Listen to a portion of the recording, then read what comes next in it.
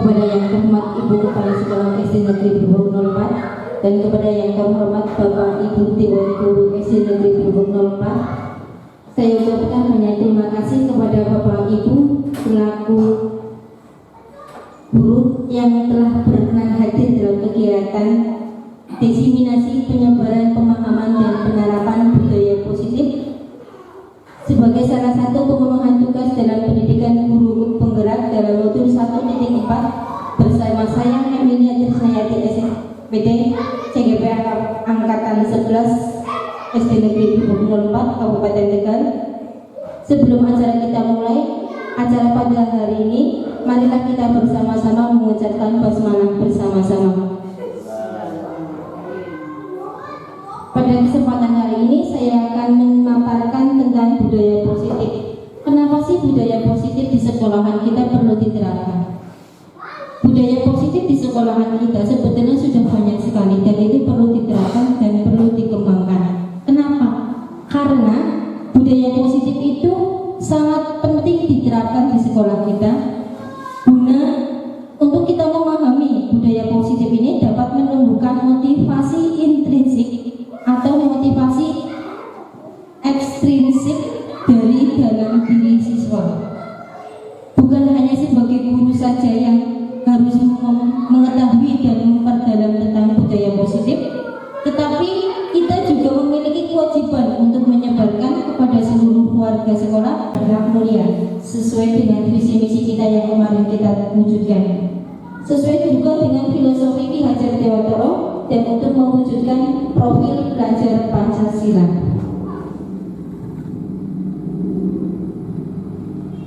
Dalam modul titik 4 ini konsep inti budaya positifnya.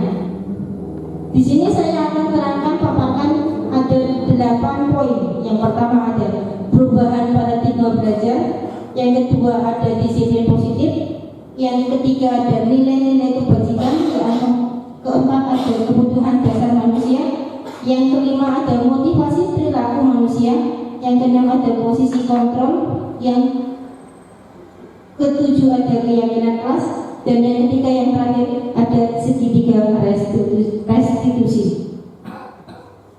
Untuk yang pertama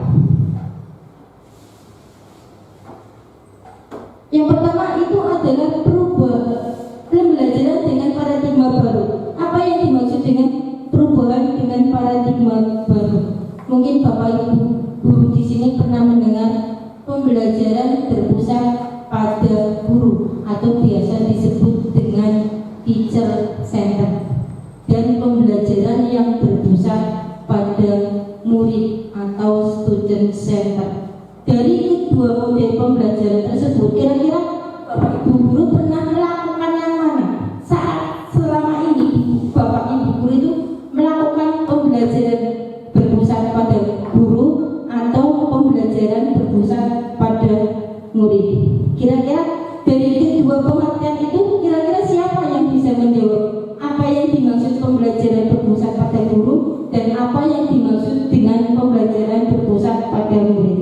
Ada yang bisa menjawab kira-kira? Butia bisa menjawab yang dimaksud dengan pembelajaran berpusat pada guru dan pembelajaran berpusat pada murid menurut pendapat Butia? Monggo.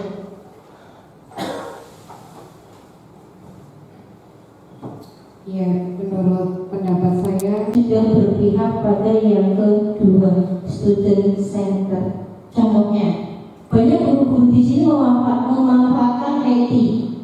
LCD-nya sudah ada, tinggal putarkan videonya, siswanya memperhatikan, biarkan siswanya menjelaskan dari video tersebut. Itu termasuk student center. Biarkan siswanya itu berkembang, memikirkan sendiri, menganalisis sendiri apa yang bisa berdiferensiasi. Pembelajaran berpusat pada siswa itu ada hubungannya dengan pembelajaran berdiferensiasi.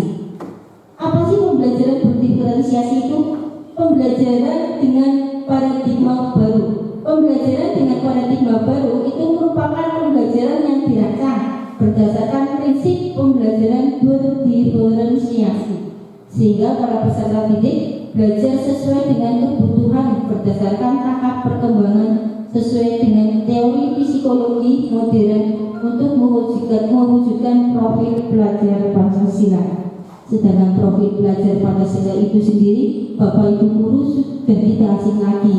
Di sini ada beriman dan bertakwa kepada Tuhan yang Maha Esa dan berakhlak mulia.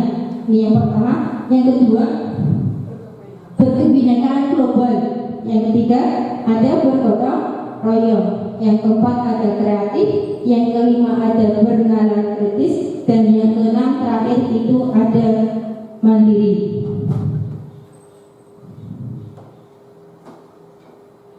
Untuk yang selanjutnya, miskonsepsi tentang teori kontrol.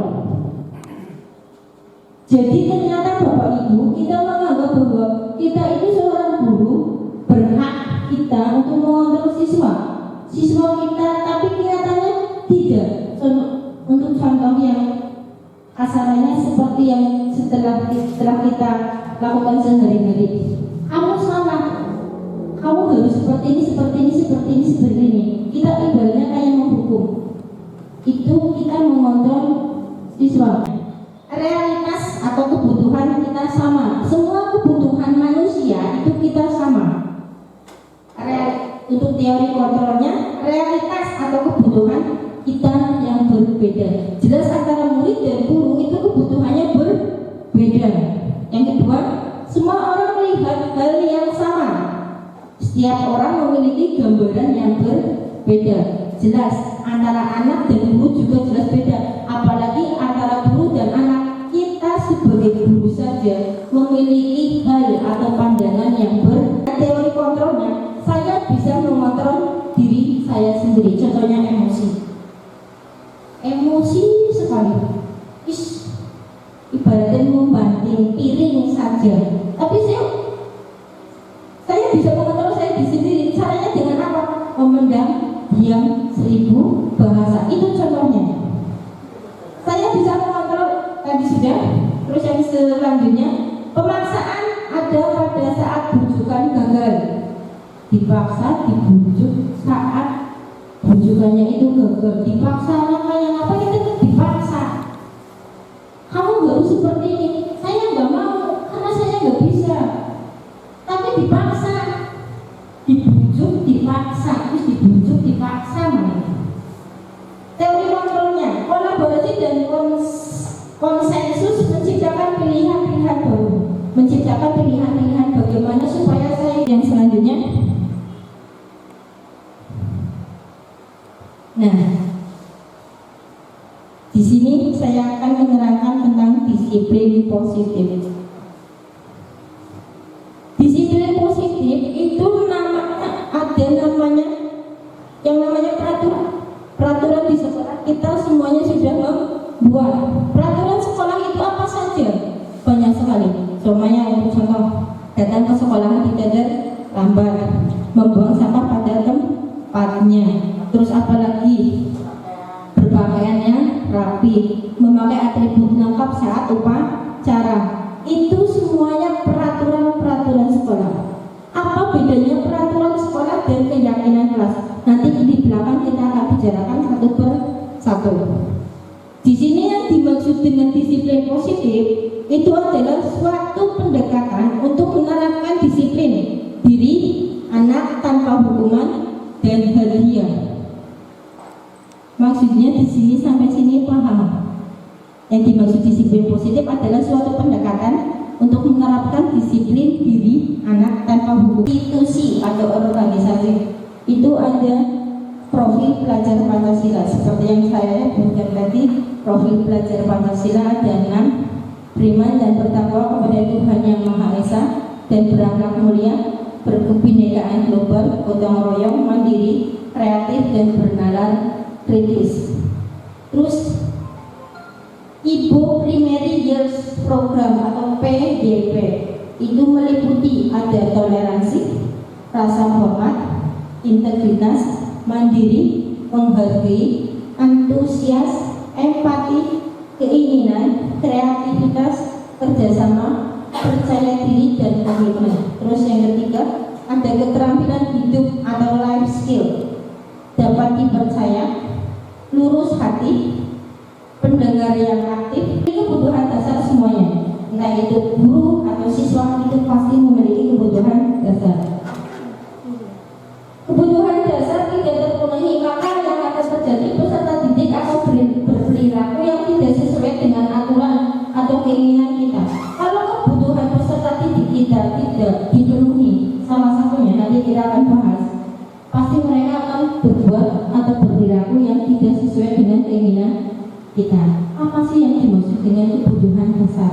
Kebutuhan dasar manusia itu adalah segala sesuatu yang kita lakukan untuk mendapatkan apa yang kita inginkan. Seluruh tindakan yang kita lakukan memiliki tujuan tertentu, dan semua usaha terbaik yang kita lakukan adalah dalam rangka agar kebutuhan dasar kita terpenuhi dengan baik. Nih, kebutuhan dasar manusia. Jika salah satu di antara 5 ini tidak terpenuhi, baik kita atau peserta didik, maka kita bisa berperilaku yang tidak kita inginkan, terutama pada peserta didik. Yang pertama, 5 kebutuhan dasar manusia. Yang pertama itu adalah bertahan hidup.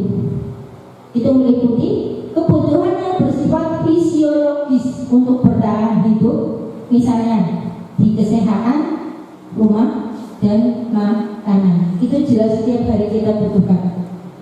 Terus yang kedua, kasih sayang dan rasa ingin diterima. Kebutuhan untuk memberi dan menerima kasih sayang, dan kebutuhan untuk merasa menjadi bagian dari suatu kelompok.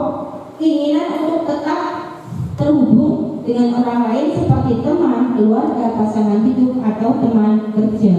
Contoh, pada siswa saya sendiri di kelas 6 itu ada salah satu anak yang memang butuh sekali yang namanya kasih sayang dan rasa ingin diterima.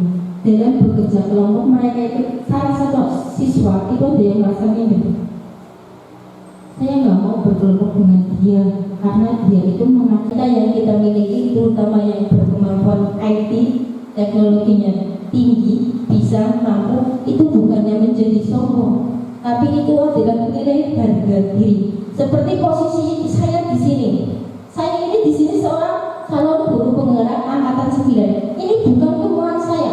Saya tidak berambisi untuk menjadi kepala sekolah, tidak berambisi untuk menjadi pengawas. Saya melamar ke sana untuk mendaftarkan calon guru penggerak. Itu tujuan saya untuk mengembangkan diri saya, tidak berharap untuk menjadi kepala sekolah atau pengawas. Untuk mengembangkan diri saya supaya itu saya lebih tahu dalam dunia pendidikan. Terus kebutuhan selanjutnya yang keempat, kebebasan. Kebutuhan untuk bebas adalah kebutuhan untuk mandiri, otonom, memiliki pilihan, dan mampu mengendalikan arah hidup seseorang. Anak-anak dengan kebutuhan kebebasan yang tinggi, menginginkan pilihan, mereka perlu banyak bergerak, suka mencoba-coba, tidak terlalu berpengaruh kepada orang lain.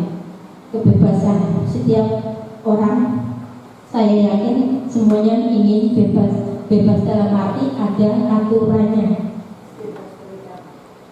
bukan bebas terikat seperti pada siswa kita. Mereka juga ingin bebas, tapi bebasnya itu masih dikendalikan sama guru, sama kita semua. Terus yang terakhir, kesenangan. Kebutuhan untuk mencari kesenangan, bermain dan tertawa. Di sini kita bebas, bukan kesenangan, cari kesenangan. Saya juga butuh kesenangan, butuh healing, butuh shopping, butuh ke mall, supaya itu merupakan kebutuhan dasar yang kelima. Iya, aku tahu healing, aku tahu shopping, karena dia itu mempunyai kesenangan tersendiri di rumah. Ada kegiatan di rumah yang membuat mereka itu senang. Kalau yang rasa senangnya dengan berkaitan dengan kebutuhan dasar manusia yang 5 tadi, kebutuhan dasar itu motivasinya yang pertama ada motivasi intrinsik, diantaranya untuk menghindari ketidaknyamanan atau hukuman. Yang kedua, untuk mendapatkan imbalan atau penghargaan dari orang lain. Sedangkan motivasi intrinsiknya, tujuannya untuk menjadi orang yang mereka inginkan dan menghargai diri sendiri dengan nilai-nilai yang mereka percaya. Terus yang selanjutnya di sini bedanya hukuman, konsekuensi dan restitusi. Dari ketiga ini ada banyak perbedaannya. Kalau hukuman itu tidak terencana atau tiba-tiba, murid tidak tahu apa yang akan terjadi atau dilibatkan, bersifat satu arah berupa hukuman fisik atau psikis. Contoh, murid kita ada salah satu murid kita ada yang tidak mengerjakan PR, keluar kerjakan di luar, itu merupakan hukuman atau bukan? Keluar kerjakan di luar merupakan hukuman atau bukan? Hukuman. Hukumannya fisik atau psikis? Psikis. Itu salah satu. Yang kedua, terlambat datang ke sekolah. Di sini sedang menerangkan pelajaran, ada siswa baru datang, keluar push up apa lari lapangan 10 kali, itu merupakan hukuman psikis atau fisik? Fisik.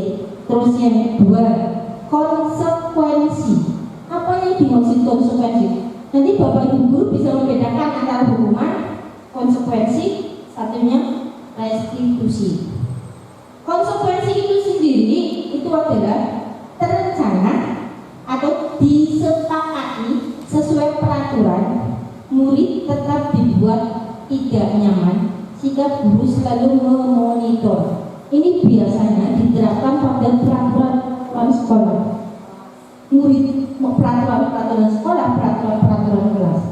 Contohnya yang seperti yang hampir setiap hari Senin kita rasakan pada saat upacara bendera, ada beberapa anak yang tidak memakai atribut lengkap. Contoh yang kasar saja, tidak memakai topi. Mereka konsekuensinya apa?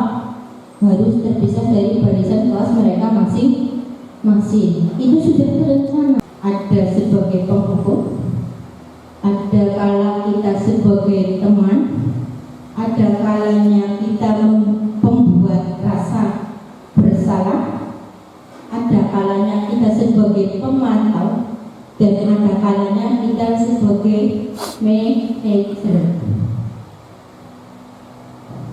Ini 5 posisi kontrol yang tadi sudah saya terangkan. Ini yang pertama adalah sebagai penghukum.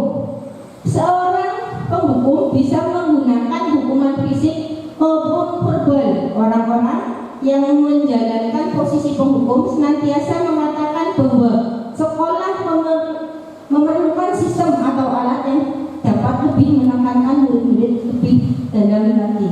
Terus yang kedua, pembuat merasa bersalah. Pada posisi ini biasanya guru akan bersuara lebih lembut.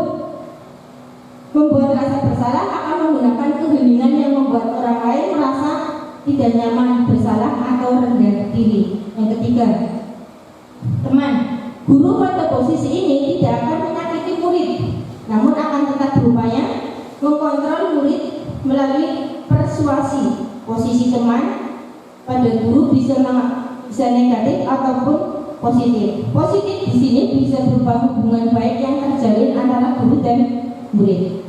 Contoh, ada salah satu siswa menangis. Pertanyaannya, kamu nangis kenapa? Itu suara saya kasar. Tapi kita dekati dulu, kamu nangis kenapa?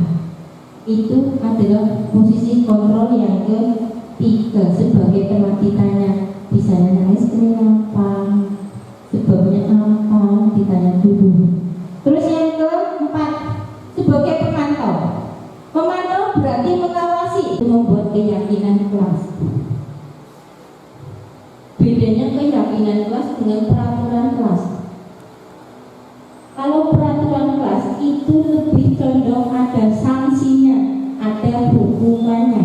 Tapi kalau keyakinan itu sifatnya positif. Contohnya, tidak boleh datang terlambat. Itu kalimat positif apa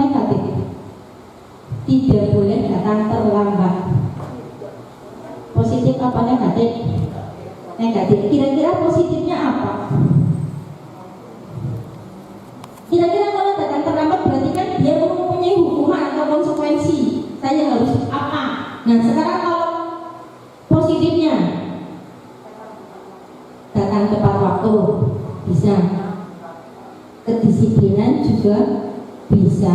Nah di sini keyakinan kelas, yang dimaksud dengan keyakinan kelas ini adalah prinsip atau nilai yang dipegang oleh suatu kelompok atau komunitas dalam konteks pendidik. Ini mencakup komitmen untuk saling menghargai, bekerja sama, bertanggung jawab, berusaha maksimal, dan mendukung pembelajaran aktif. Keyakinan ini menciptakan lingkungan yang positif dan kondusif untuk pertumbuhan bersama. Ini yang diperlukan dalam pembentukan keyakinan kelas. Bersikap abstrak, berupa pernyataan universal atau positif, dibuat dalam pernyataan positif sedikit saja agar mudah diingat, sesuai dengan kondisi kelas dan sekolah sehingga mudah diterapkan. Semua warga sekolah, warga kelas dilibatkan saat membuat keyakinan kelas. Contoh keyakinan kelas yang baru saja saya terapkan di kelas itu adalah tidak boleh mencontek saat ulangan. Ternyata itu termasuk positif apa negatif? Dilarang mencontek. Positif apa negatif? Negatif. Kira-kira positifnya apa? Jujur, kejujuran. Ini yang tadi saya terangkan, segitiga restitusi. Yang dimaksud dengan segitiga restitusi adalah suatu proses dialog yang dijalankan oleh guru agar dapat menghasilkan murid yang mandiri dan bertanggung jawab. Dalam segitiga restitusi itu ada 3 tahapan. Yang pertama, menstabilkan identitas. Terus yang kedua, validasi tindakan yang salah. Yang ketiga, terakhir menyatakan keyakinan. Itu segitiga restitusi. Ini langkah-langkahnya. Apa kalian berbuat salah? Yang namanya manusia pasti punya salah. Ini contoh-contoh kalimatnya. Tidak ada manusia yang sempurna, semuanya punya salah. Contoh kalimat yang kedua, saya juga pernah melakukan kesalahan seperti itu. Terus yang ketiga, kita bisa menyelesaikan semuanya ini. Ini pertanyaan untuk menstabilkan identitas. Yang kedua, validasi tindakan yang bersalah. Setiap tindakan kita dilakukan dengan suatu tujuan, yaitu memenuhi kebutuhan dasar. Kalau kita memahami kebutuhan dasar apa yang mendasari sebuah tindakan, kita akan bisa menemukan cara-cara paling efektif untuk memenuhi kebutuhan tersebut. Contoh kalimatnya, padahal kamu bisa melakukan yang lebih buruk dari ini. Kamu pasti punya alasan mengapa hal ini bisa dilakukan. Kalian semua ini pasti punya alasan. Kenapa sih bisa dilakukan seperti ini? Alasannya apa? Terus yang ketiga, menanyakan keyakinan. Yaitu teori kontrol menyatakan bahwa kita pada dasarnya termotivasi secara internal ketika identitas sukses telah tercapai, langkah pertama, dan tingkah laku yang salah divalidasi pada langkah yang kedua, maka anak akan siap. Saya akan putarkan sedikit yang kembali saya terapkan di kelas 6, segitiga restitusi yang sudah saya lakukan di kelas 6. Salah satu saja.